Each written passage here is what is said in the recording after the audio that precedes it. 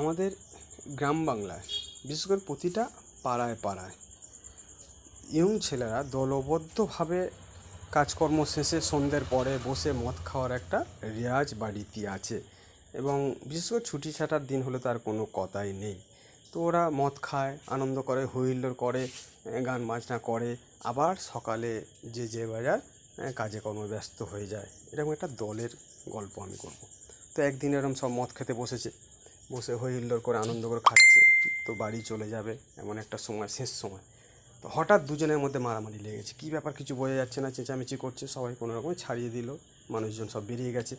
ওদের চেঁচামেচি থেকে বোঝা গেলে যে রেগুলার যখন মদ খেতে বসে ওদের মধ্যে দেশলাই কাঠি বেশি হয়, মদ খাসে, আর কোনো একজন সেই দেশলাই কাঠিটা রেগুলার নিয়ে যায়। এই নিয়ে ওদের গণ্ডগোলের সূচনা। অর্থাৎ বন্ধুরা, এর থেকে বোঝা গেল কি, আমরা বন্ধু বান্ধব করে হৈ হুল্লোড় করে মদ খেয়ে অনেক টাকা ব্যয় করি, কিন্তু সামান্য একটা দেশলাই কাঠির মতো তুচ্ছ জিনিস নিয়ে ভুল বোঝাবুঝি হয়ে আমাদের সম্পর্ক শেষ হয়ে যায়।